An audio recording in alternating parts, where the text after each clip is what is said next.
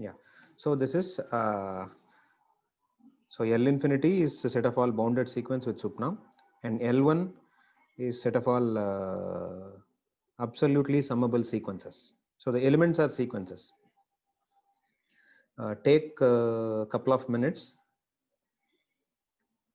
to make sure you are having at least an example of element in L infinity as well as in L1 in each of these spaces. And once you are done, then say yes. Is the question clear? Think of an element in each of these spaces. Think of an element in L infinity and also think of an element in L1. And if you have done that very quickly, then you can ask the question, what is the connection among them? Can you think of an element in L1 which is not in L infinity, or an element in L infinity which is not in L1? What happened to Vijay, Vivek, Vaishnavi, Maurya, Chetan? Okay, so can I ask Nikhil? Yes, sir. Yeah. Actually, L1 is a subset of L infinity, sir. No, I want an element in L1. Well, we can take 1 by 4, 1 half 1 by 4, so on, decreasing. Okay. Right. So this is something very familiar to you. 1 by 4, 1 by 9 is 1 by n squares. Okay. So this is an element in L1. Okay. Good. Yeah, Ritesh. Yes, sir. Yeah. So an element in L infinity. Sir, the same sequence will give for the I will be an example for L infinity. Okay. So the same thing is also there in L infinity is what you're saying. Okay. So the next question is that Ritesh, can Yes, you think sir. of one element? So you are saying that L1 is subset of L infinity? Yes, sir. Reason? So because sir, it's absolutely summable, so it will be a bounded. L1 will be also a bounded sequence. Why is that? Sir, because the summation of that, the summation, the L1 is summation of a of I from I is I is equal to 1 to n. Correct. So if it is bounded, then individual element will be bounded. No. Can you repeat? What is it? So the absolute, yeah, series is summable. Yes, sir. Series So actually, if series is summable and it is bounded, series is bounded, then individual element is a norm. So it will individual element will be also bounded too. Why is that? So it is summation of all the modulus of A of I. Correct. And the summation is finite. Okay. Absolutely summable. Yes. So the individual element will be, sir, will be also finite, sir. That is why. But that's what I'm saying. Why? Your intuition is correct, but I wanted to be more clear. How do you define this? So I would advise you to. You're right. Your intuition is correct, but keep this in mind that when we say that this is finite, remember every time this will be repeating number of times in our course. Again, this is something that you have learned in real analysis.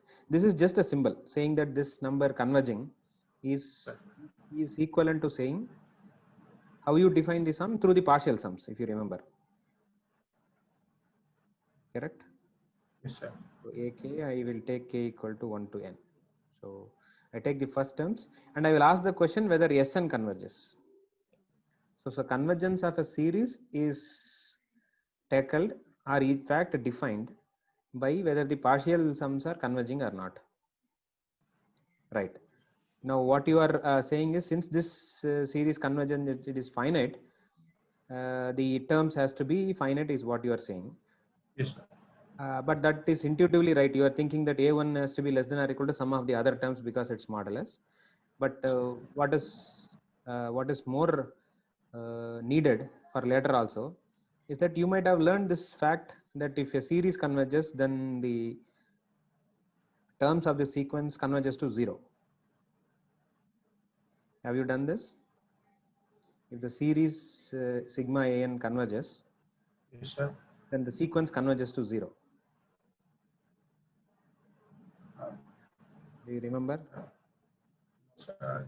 Sigma an this converges implies the terms an converges to 0.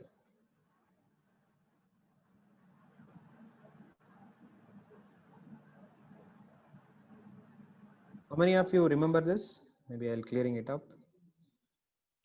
How many of you remember this? If a series converges, then the corresponding sequence converges to 0. In fact, Ritesh, what he was saying is little more, in fact. It's following from this fact. So I want you to go through that. So if a sequence is converging to 0, forget about even converging to 0. Any sequence which is converging is also bounded. So converging sequence is bounded, which means each term is bounded. Okay. So we would like to go through in this way. The reason is your intuitive idea is clear, but the moment if I take away the modulus, there is some problems, but still we can make certain conclusions later. Okay. So all that, your intuition is correct. Since the series is converging, the corresponding sequence has to converge. In fact, it converges to 0. So such sequence has to be bounded. So any element in L1 is in L infinity. So this is the first fact that you are observing. So L1 with this one norm is actually in L infinity.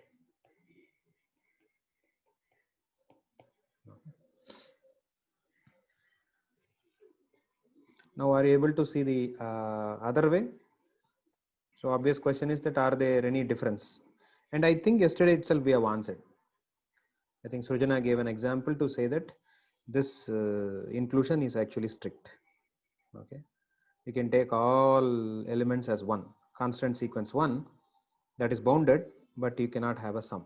Okay, or even more, you can take 1 by n's. Okay, you know that the series 1 by n does not converge. That means it is not in L1, but 1 by n's, that sequence is actually bounded. So make sure that like that you have a number of examples in each of those sets. Then only you are a little bit familiar. So one point usually students get confused or just overlook is the fact that the elements in L infinity and L1 are only sequences. Though the condition may be in terms of convergence, series and other things, but the elements are always sequences. Okay. So I left out the exercise for you to check whether it is actually a vector space. Addition is how do you define coordinate wise is clear. Scalar multiply is also clear, but you need to check that it satisfies the norm property of each of them. And supremum follows from whatever we have done. And one norm you have to, of course, verify. Now let's go ahead. Now that, so let me also add one more space and I ask the question. I am saying some space C naught. Okay. This discussion, whatever we had just now, these are all set of all sequences an such that this an converges to 0. Is the space clear? And is it a vector space? Good. Okay. So this is a vector space. And can you think of a norm here? So such question is asked. What is that you are trying first? Of course, you can think of a norm directly, but remember an easier way is to ask the question that there are some spaces that I already learned. Is it subset of any of those? Then obviously there is a norm which is you can get on this subset.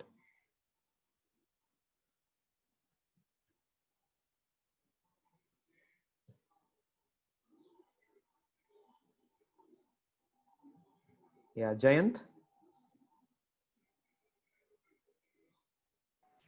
Yes, sir. Yeah. So what is the norm that you're defining here? Sup norm. Okay, you can define the sup norm. Okay. Because the sequence is converging to 0, so it has to be bounded, and hence this will be a finite number. It's not a problem. Okay. Yeah. Any other answers? Gaurav, did you also thought the same?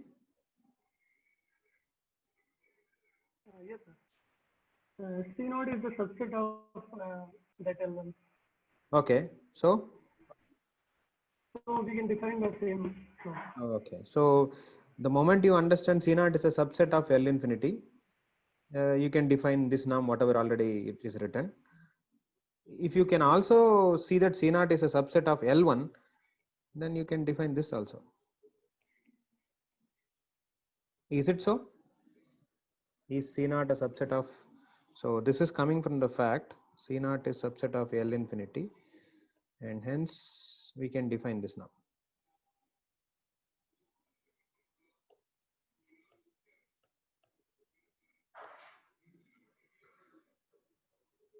There are mixed answers. Is C naught a subset of L1?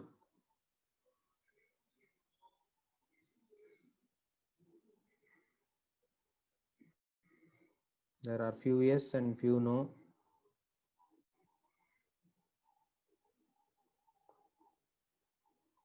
Does every sequence which is converging to 0 is summable?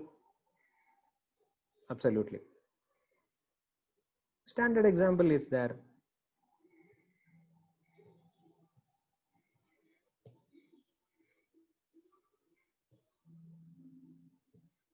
Yeah, Vivek? 1 upon n. Yeah, so look at this. So consider the sequence 1 upon n. Okay. I may not write every time n equal to 1 to infinity. The moment I write with the bracket 1 by n, it's the sequence 1 by n. So consider this. This is in C naught, but not in L1. This is something that you have learned because series 1 by n does not converge. Good. So this C naught is, what about any element? What is the connection between L1 and C naught?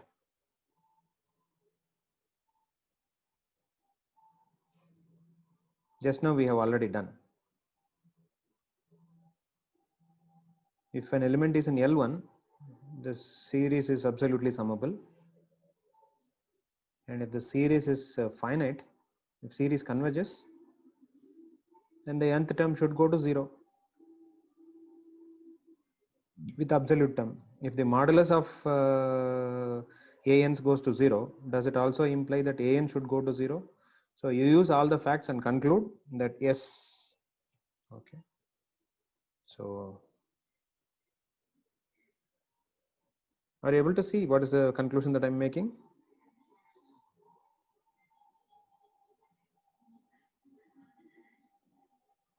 So, okay, check whether L1 is subset of C naught. Okay.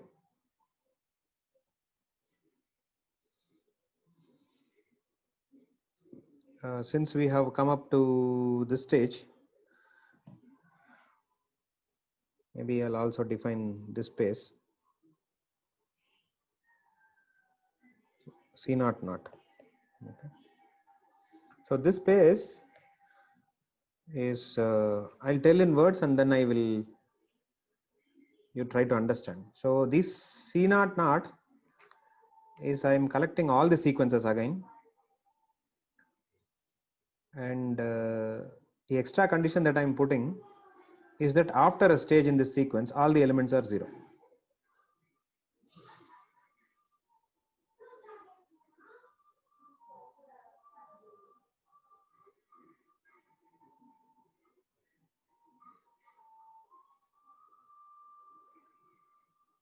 Is the definition clear? So what I'm writing, so it is set of all sequences an such that after a stage an is equal to 0. So all the terms of the sequences are 0. So if we want to precisely write by definition,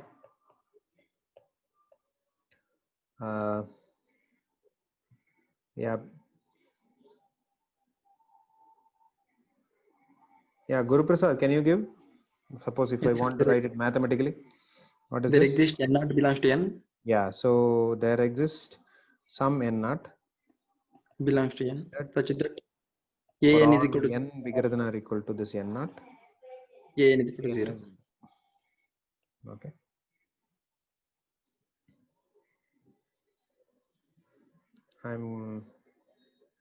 So quickly, first thing, think of at least an element in this space.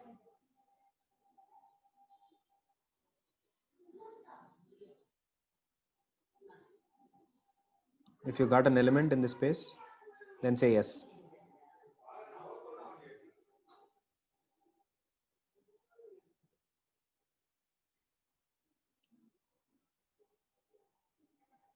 Good.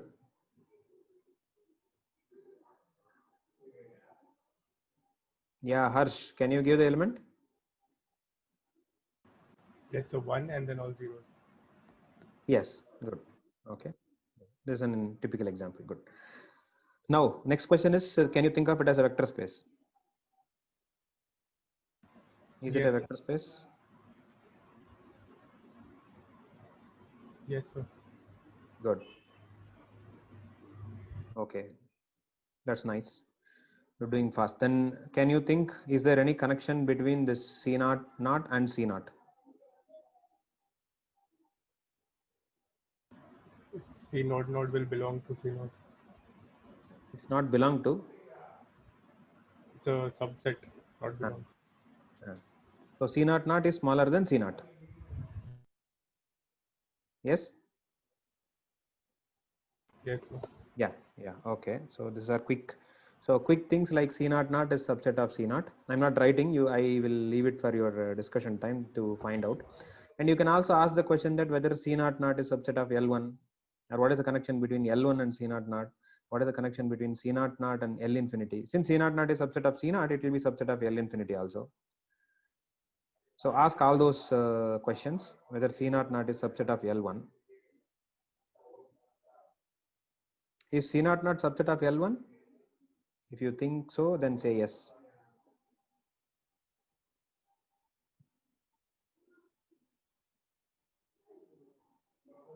Okay. And I hope then you will be able to, so I leave this for you for discussion with whatever we have done. So it is something like C naught is subset of L1. This is actually subset of C naught. This is subset of L infinity.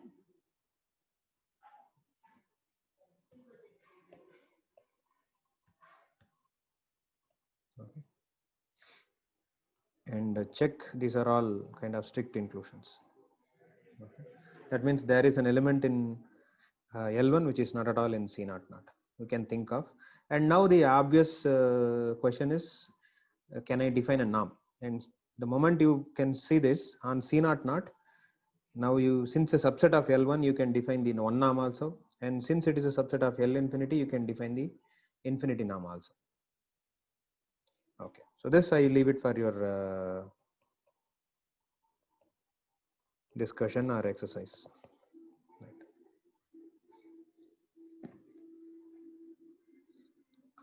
Now in this direction, there is another standard example. I'm going back to now finite dimensional case.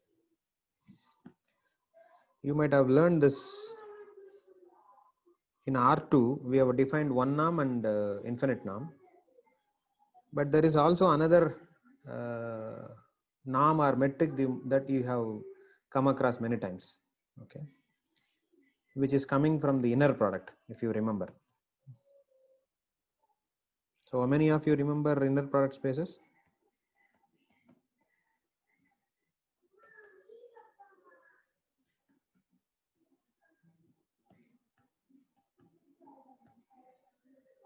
Good, quite few of you remember.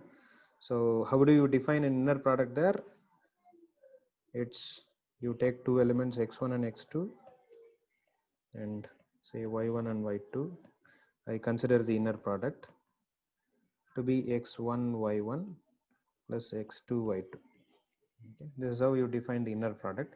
In case if this is instead of R2, if it is K2,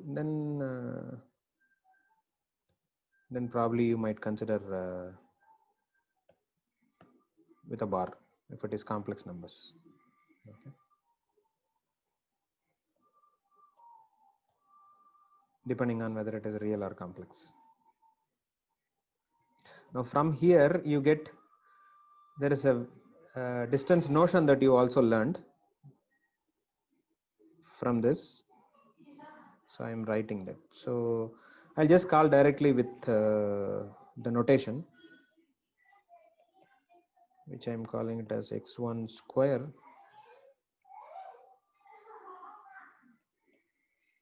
and x2 square. Okay. This is what I mean is I am defining this norm of an element x1 and x2. Okay. Okay, if you are familiar with writing x comma y, then it is square root of x square plus y square, if you remember this. Okay. Now one can ask the question that is this a norm? This you might have called it as, you might have read it as Euclidean norm.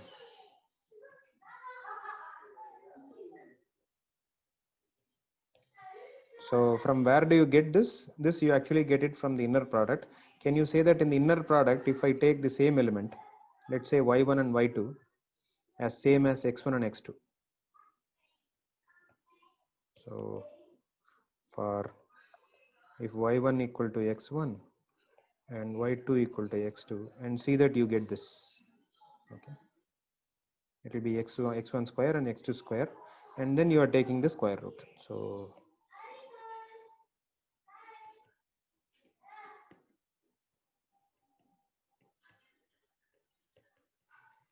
okay, this is what is written here.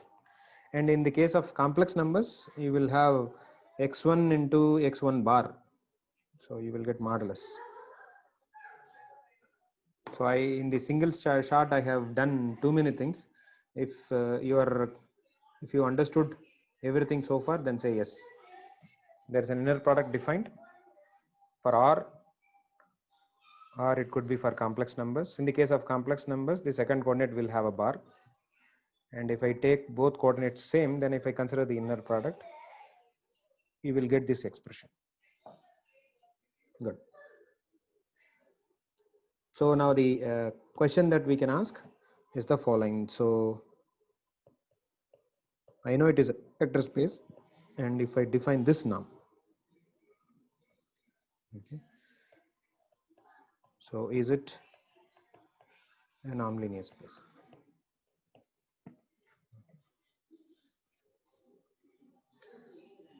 If you are already aware of, it's fine, but otherwise I want you to go through quickly the definition.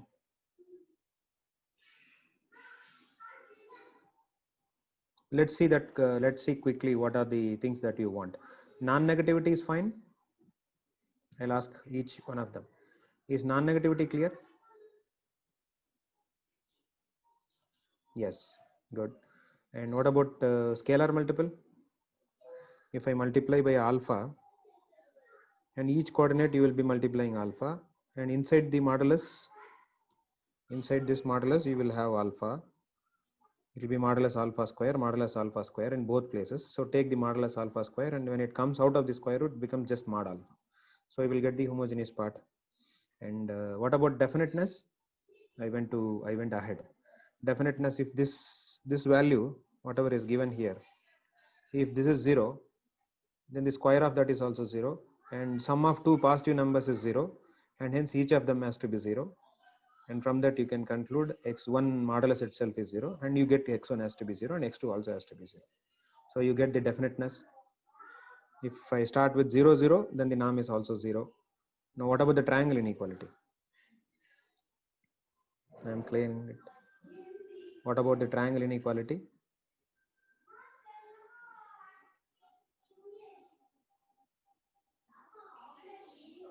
So how many of you seen the triangle inequality, or is it easy for you to verify immediately?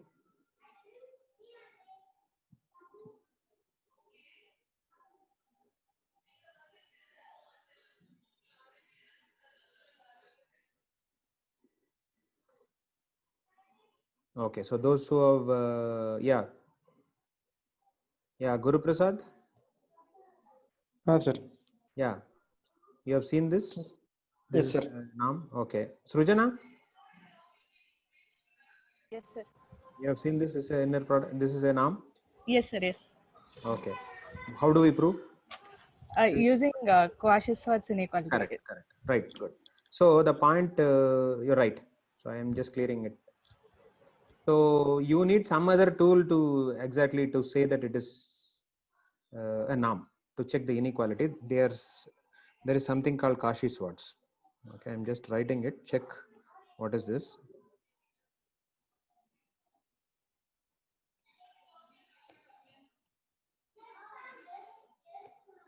So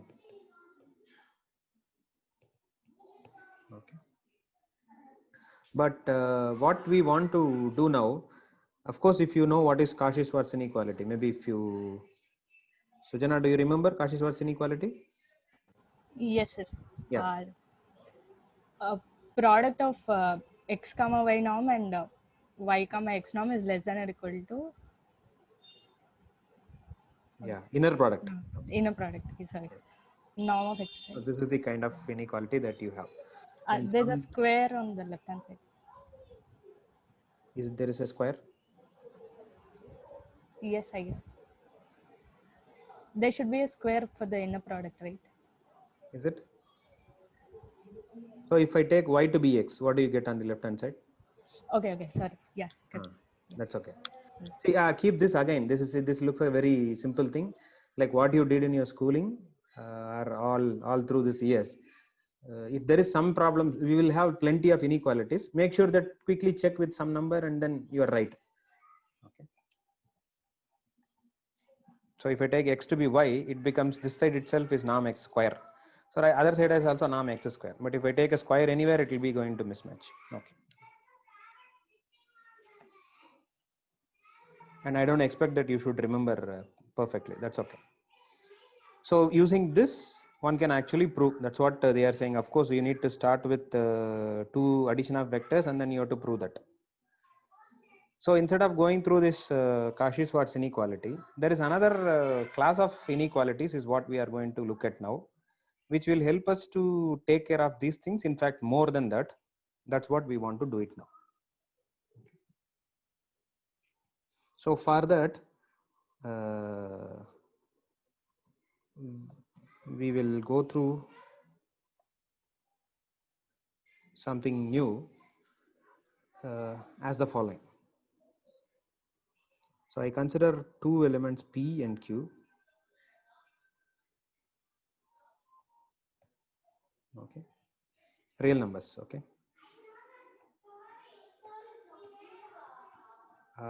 with the following condition. What I need is just look at that 1 by P plus 1 by Q. You want it to be 1. Okay.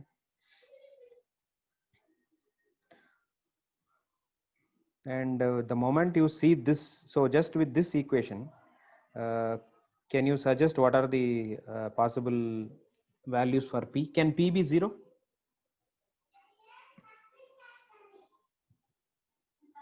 No, I'm writing 1 by. So Q also cannot be 0, right? Good. So P and Q are not 0. Okay. Next thing, what is the possible values of P and Q?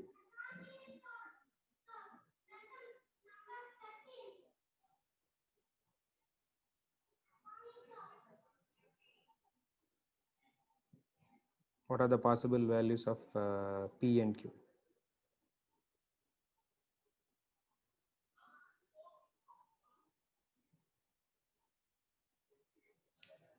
Can they be negative?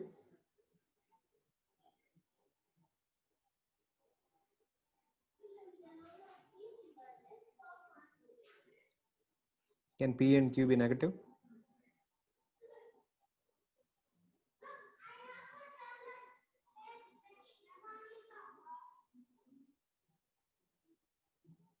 Yeah, Ritesh is saying that yes, can be.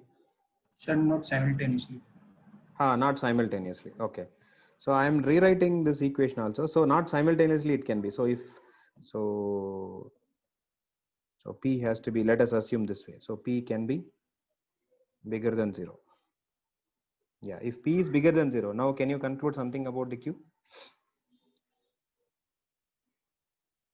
I'm again clearing it. What will be Q?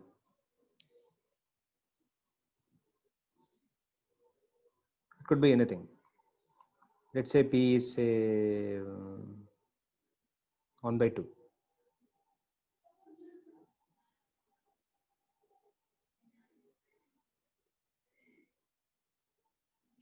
Okay, so these things again you can check what will happen. Now I am possibly restricting myself to something very special, and you will see why we do that.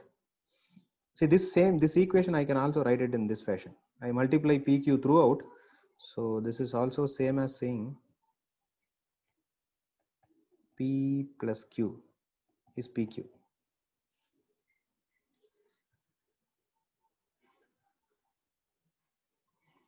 And now I am assuming the following. After the discussion, you will also come to know that what we are saying. So right now I am assuming, let's say P is strictly bigger than, let's say 1. Okay. It could be anything and a real number.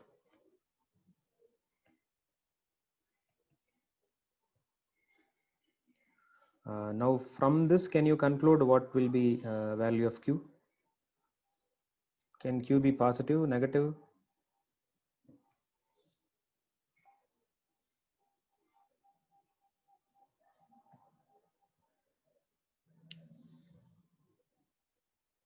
P is bigger than 1. Yes, Srihit? It should be positive only, sir. Yeah, it should be positive. So if P is bigger than 1, so what can you say about 1 by P? Smaller than 1. Yeah, smaller than 1. Yeah.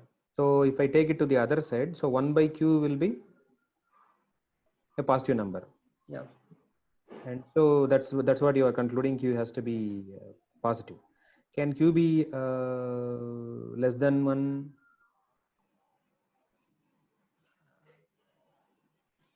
Look at both the equations, whichever you want, you can use and still ask. No, sir, it can't be less than 1 because P is already greater than 1. So yeah. Well, Q has to be, Q also has to be bigger than 1. Greater than 1, yeah. Yeah. So if I assume this, these equations actually gives you, it implies the Q also has to be bigger than 1. Okay. So I'm leaving it for you to further discussion. Okay. So such, can all of you think of a quick P and Q satisfying this equation?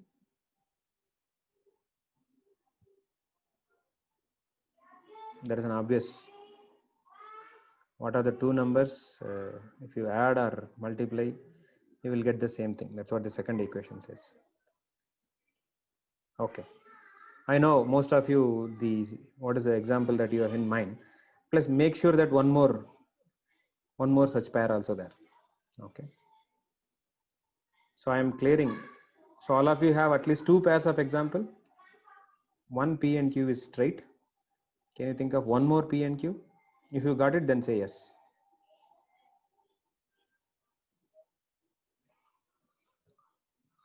I have one answer that you are thinking is P and Q are same as this. You can think of one more.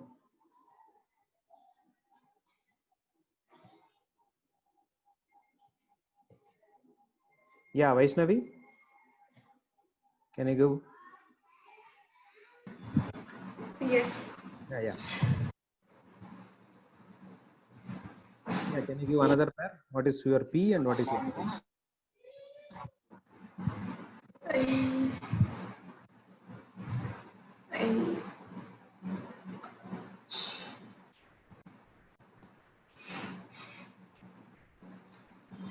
You can tag Yeah, that's not difficult. So let's say I take P equal to 3. Tell me what is Q? Yeah, so like P equal to some 2 No, P equal to 2, Q equal to 2 is done. is taken. So P is minus 2 No, in the. I am taking P to be always bigger than 1. Okay. Suppose I am taking P equal to 3, what is Q? Then Q is equal to 3 by 2. Please check. I'm not sure. Is it fine for all of you? Yeah, thank you. Thank you. You can mute. Check, is it working?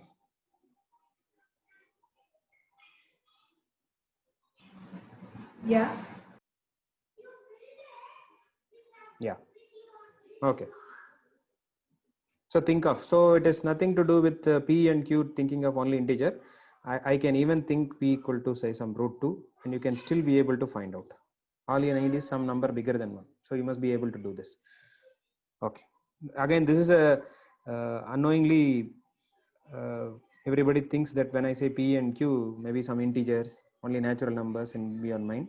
It doesn't matter, any real number. So these pairs are called conjugate pairs. Okay. So they have a name. So they are.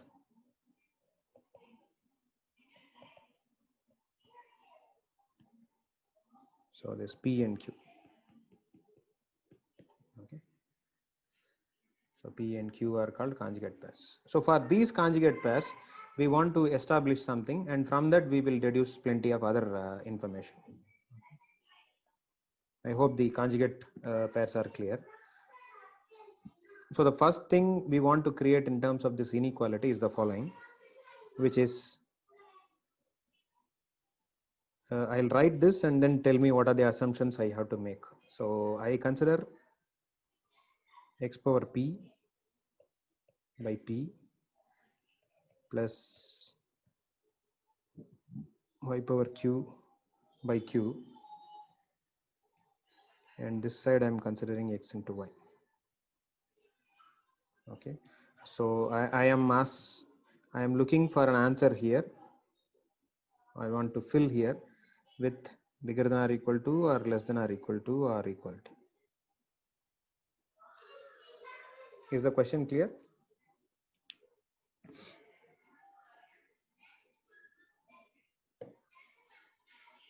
So P and Q are such conjugates. I am looking for an inequality connecting this x power p by p plus y power q by q. You should be able to compare with x and y. So what kind of inequality will be true?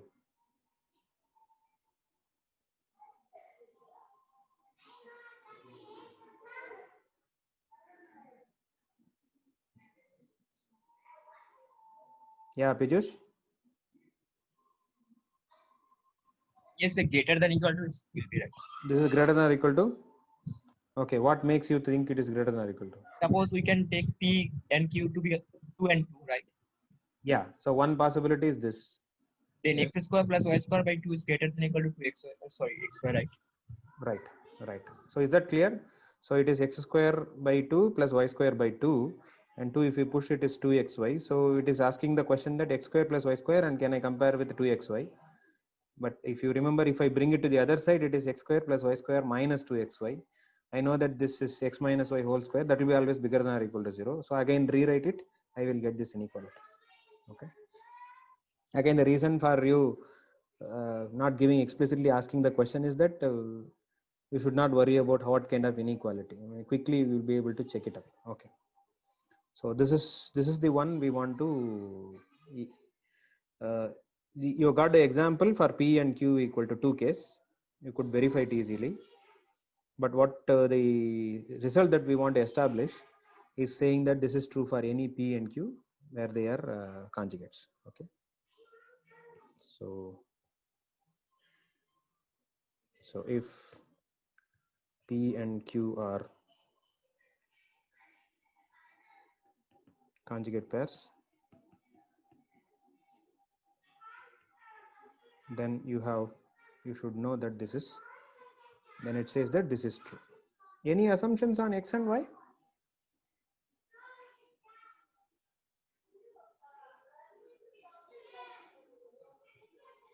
Do you think it will work for any x and any y?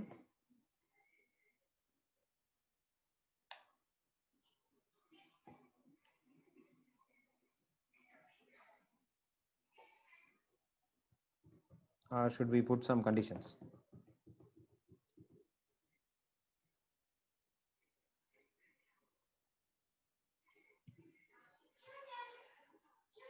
There are various.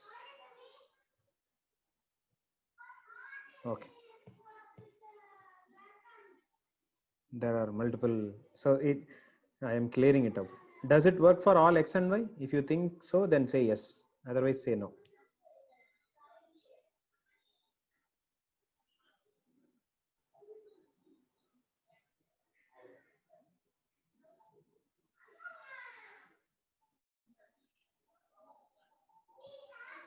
Yeah.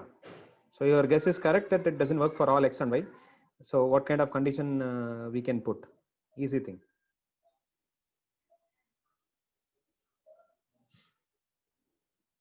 What if I consider x and y are positive? Maybe that's an easy option. You may be thinking it is true. Okay. So let's see that. We'll see why it is true or what assumption that I need to put. So I just want to create, we want to prove that this is a statement. Okay. If P and Q are conjugates to conjugate pairs, then for x and y are positive, this inequality is true. Okay. This inequality is referred as Young's inequality.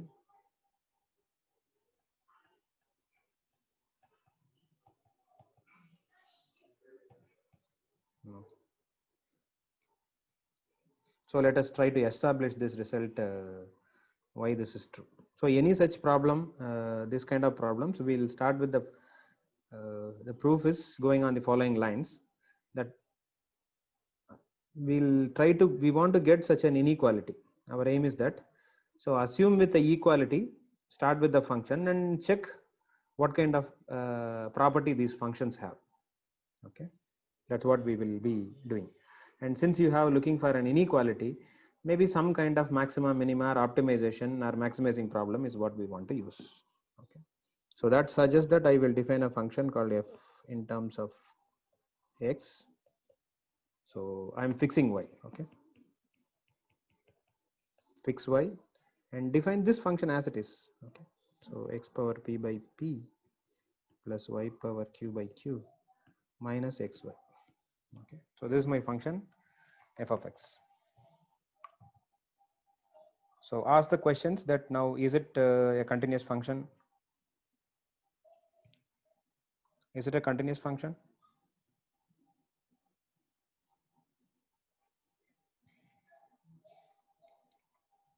Is it differentiable function?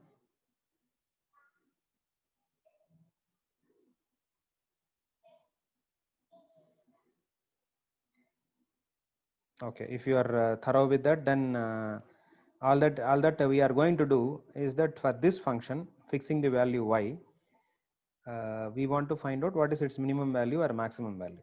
Okay, so that means I need to find out what is f dash of x. So if you have pen and paper with you, maybe quickly you can do and then tell me what is the f dash.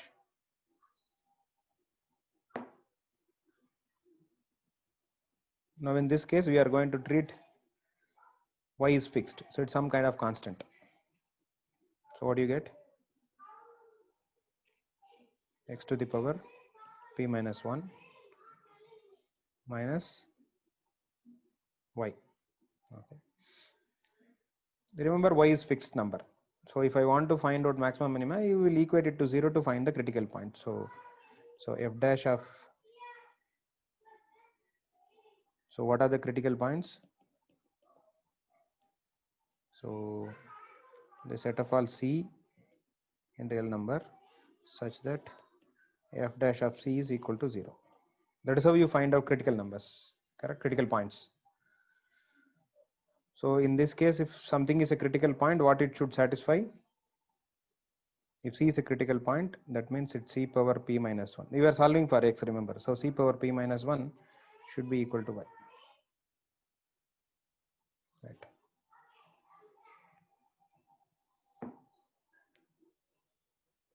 And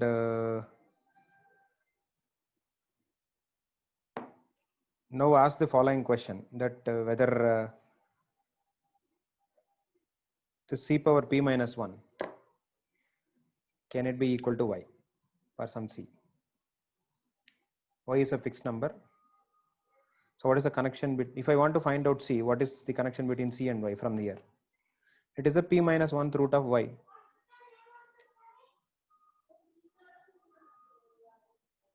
And is it clear that now the assumption has to be bigger than or equal to 0? Okay.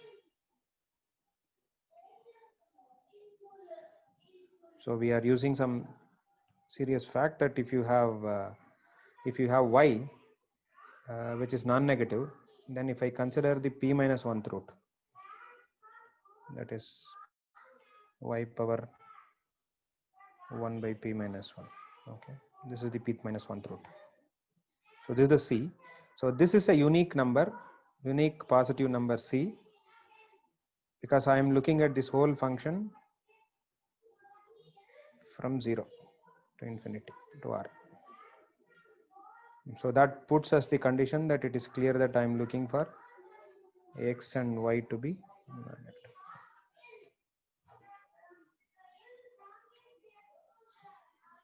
So this is a unique number.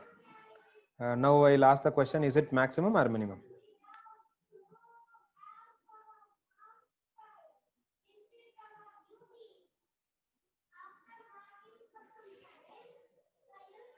Yeah, if you think it is maximum, then so at this critical point, if it is maximum, then say yes.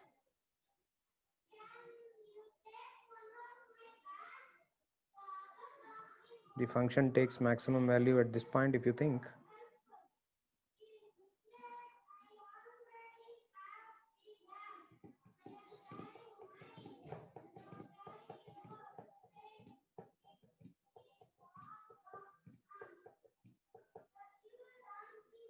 And if you think it is at this point it is minimum,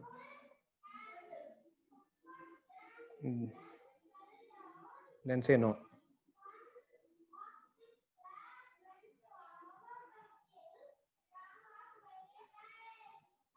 Okay, so this is a calculus problem. You can go back and check that there are various ways. Okay. So there are various easy things. The moment you get a critical point, and if you know this function, and if there is only one critical point, you can ask the question, what happens when extending to infinity? You have some curve and there is only one critical point. Ask the question, what happens when extending to infinity? If it is keep on increasing, then this critical point has to be minimum. Okay. So x power p by p plus y power q by q minus xy, that function you can see that when extending to infinity, what happens, you can ask the question. Okay, and from that you can conclude, or you can also look at f double dash, and that will be p minus 1 times x power p minus 2. And we have assumed x and y are positive, so this number is also going to be positive, so it has to be minimum. Okay.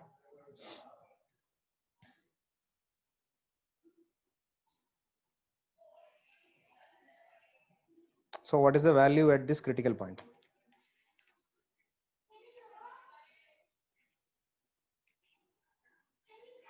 Remember, we are trying to prove the inequality.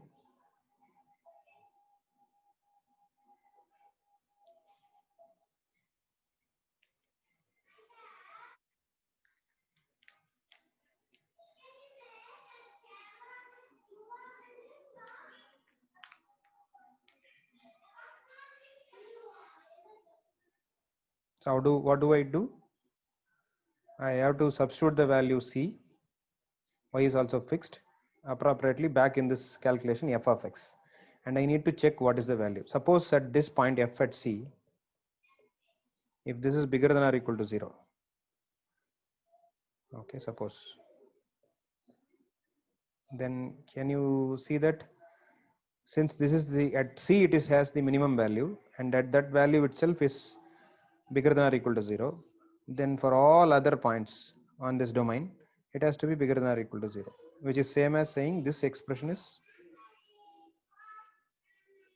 bigger than or equal to 0, which is same as saying that this inequality is true. Okay, so all that remains to be done is that what is the value at this f at c. Okay, so here comes certain information that you need to use the fact in terms of this 1 by p plus 1 by q equal to 1, conjugate pairs. There are a lot of different inequalities that you can think of. So let me, for example, so go through this. So 1 by p plus 1 by q equal to 1, and which is same as saying that p plus q equal to pq. Okay, and one can also write 1 by q is 1 minus 1 by p. That is same as writing p minus 1 by p is 1 by q. And you can also see this, if I consider q minus 1 by q, you will get 1 by p. Okay, so there are various expressions that you can get using this equality when they are non-zero p and q. So you may need to use all this fact, because when you want to substitute, so when x equal to c is what going to substitute. So you will have y power 1 by p minus 1 to the power p, you need to substitute. So you will get y to the power p by p minus 1, and check that p by p minus 1 will be equal to q. Okay, the inverse is also true. So from here one can also consider q is p by p minus 1, and from here you can consider p is q by q minus 1. So there are various relations, so you may use some of them and you get whatever you want.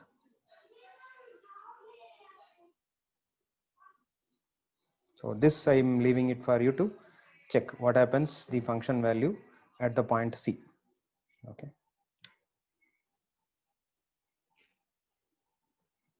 and once you verify that, we have proved this part.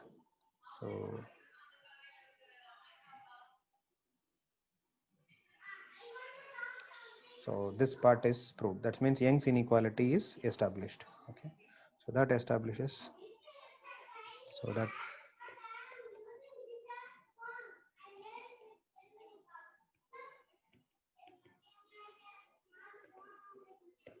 inequality. Now using this Young's inequality, there are plenty of things we can quickly deduce it. Okay, very quickly you can deduce it.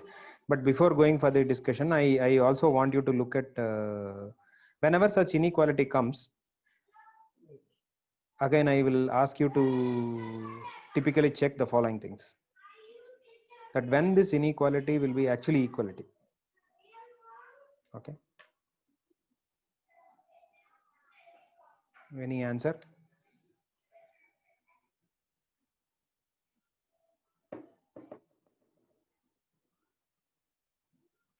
When this inequality will be inequality. Let's say I give you an extra hint. Suppose this f of c, this value is actually 0.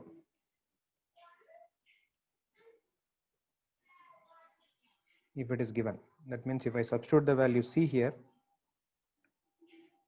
I get f of c is 0, which is same as saying that this is a equality in terms of the expression. This first part is equal to xy if I take xy to the other side. So you get equality. That means at the critical points you will get equality. So whenever your x is y to the power 1 by p minus 1 or x power p minus 1 is y, you will get equality. Is that clear?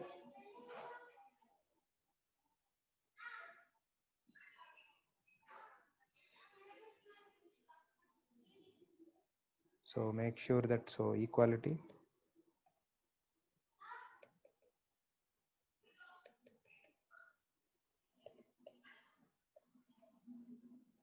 So when you will have equality,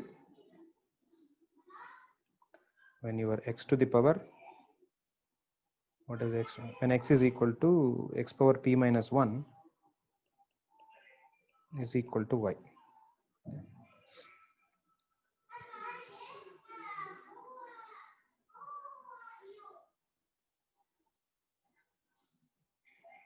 And can you see that this is same as saying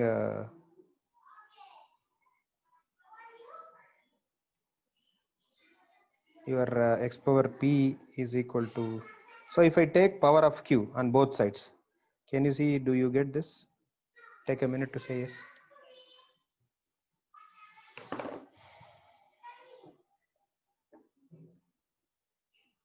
If I take q power on both sides, I will get x to the power qp minus q, but qp minus q is actually p. So x power p is same as y power q. That's straightforward from the expression. So what it says is that if these two expressions are same, then I get equality. Okay. So the first thing in any kind of inequality is make sure that at least does the inequality becomes equality at some point of time. That's the one thing that you can check. So we got some answer now for in that case in terms of x and y.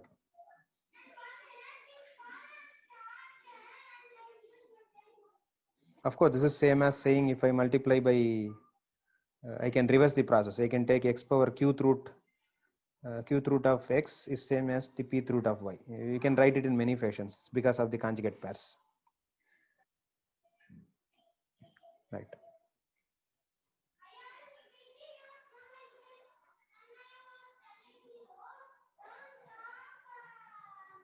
Now I'll stop this. I will leave it for the discussion. But I want you to look a geometric question and ask the following. Take your time if you can do it now or later also. Suppose if I have a function, this is a graphical question. Okay. So I have a function f. Okay. So f is say increasing.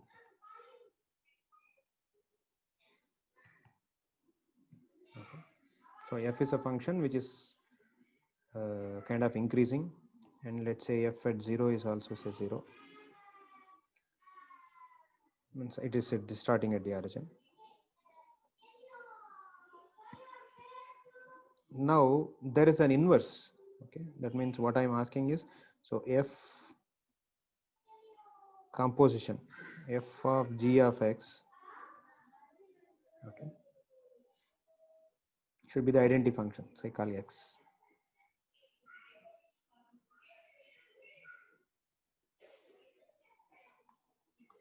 Do all of you familiar with this? Some kind of inverse function.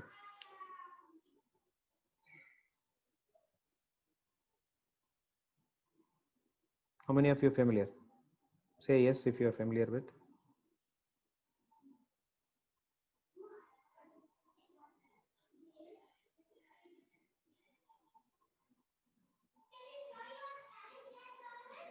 Right, so most of you are kind of familiar with this. So I am looking for a g such that, okay,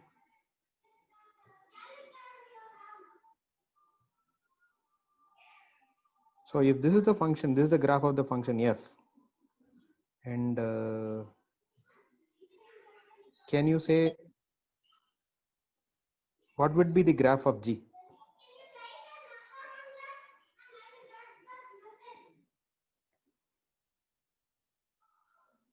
Think about it. I'll give easy example. Suppose if my function f of x is x,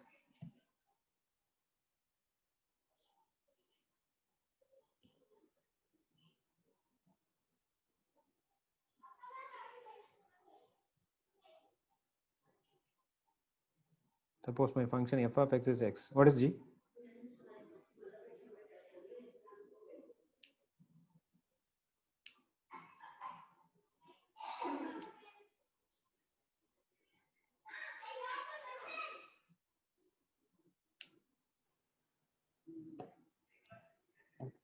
Can you all think of what is g?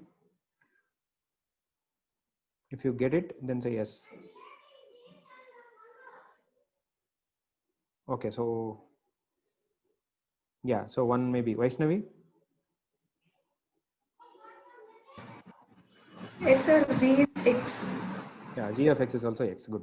So if I take f of x equal to say x square, then think of what is g. So now all I want to say, this is a homework for you for the next class, is that if I know the function f, if I know the graph of f, can I understand the graph of g in the same picture? Is the question clear? It's a geometric question. We will take it up. Yeah, most of you know already. Good. Then we will take up from there from the next class. So we have proved the Young's inequality with the following idea in mind. We have defined this 1 norm and 2 norm on the spaces. Now using this Young's inequality, we can very quickly establish not only for 1 and infinity, you can take any number between 2, 3, 4 or p. For all values of p, we can actually create a norm called norm p. Okay. So using this inequality, we can actually create something called norm p. Not only norm 1, we can create a norm p. Okay. That we will take up in the next class. So right now I will make groups and then make sure you understand and come back after maybe 15-20 minutes.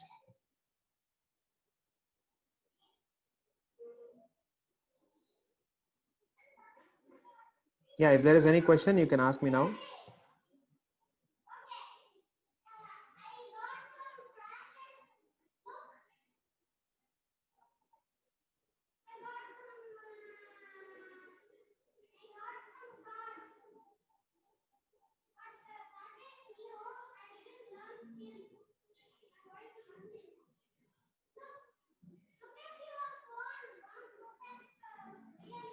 Sir, why we are not discussing for p less than or equal to?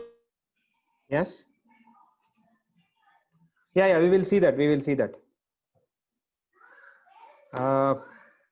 Since you have asked the question, can you see that what in this proof, where did we use the fact that p is bigger than 1?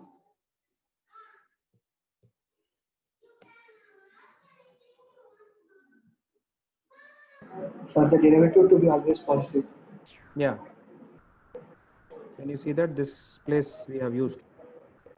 You want x power p minus 1 a valid object. So at least that is a minimum thing. That's the for this proof. But inequality, why can't we think? We will look into that little later once we establish this part. So remind me after a class or two. Okay. Okay. They do not form a norm. That's the reason.